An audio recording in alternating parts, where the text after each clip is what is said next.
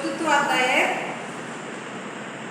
পাঠ 1, 2, 3 যে বিষয়গুলো জানবো সেগুলো হচ্ছে দৈনন্দিন জীবনে আমরা কিছু মন্ত্র পাঠ করে থাকি, করি না? সেই মন্ত্রগুলো কখন কোন মন্ত্র আমরা পাঠ করি সেটা আমরা আজকে জানবো। দেখো, কোনো কাজের শুরুতে, প্রথমে দেখো কোনো কাজের শুরুতে কি করতে হয়? অম তৎসৎ, অম তৎসৎ, অম তৎসৎ। কয়বার বলতে হয়? 3 বার। এই দেখো, কাজ শুরু করার মন্ত্র হচ্ছে অম তৎসৎ। এটা কয়বার? 3 বার। ঠিক আছে। 2 নম্বর দেখো, কোথাও যাওয়ার সময়, যাত্রাকালে কি বলতে হয়?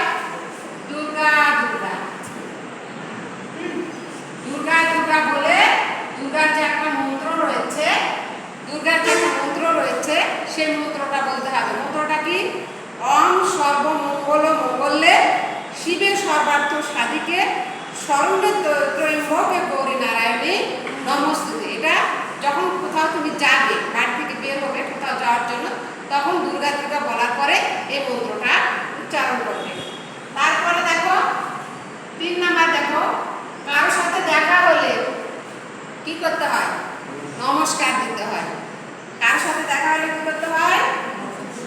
হ্যাঁ, নমস্কার দিতে হয়। কারোর সাথে সাক্ষাৎ হলে বলতে হয় নমস্কার। ঠিক আছে, কি বলতে হয়? নমস্কার। 4 নম্বর দেখো, একটা অধ্যয়ন মন্ত্র। অধ্যয়ন মানে কি? পড়াশোনা করা। ঠিক আছে, তাহলে পড়তে বসার সময় তো একটা মন্ত্র রয়েছে। কি মন্ত্র? সরস্বতীর মন্ত্রটা, সরস্বতীর প্রণাম মন্ত্র। বিদ্যা দেবীকে সরস্বতী, তাই না? তাহলে সরস্বতীর প্রণাম মন্ত্রটা বলতে হবে ওম সরস্বতী মহাভাগে বিদ্যে কমলোচনে বিশ্বরূপে বিশ্বালাক্ষী বিদ্যাং দেহি নমস্তুতে। এই মন্ত্রটা পাঠ করতে হবে। ঠিক আছে, এটাকে বলা হয় অধ্যয়ন মন্ত্র।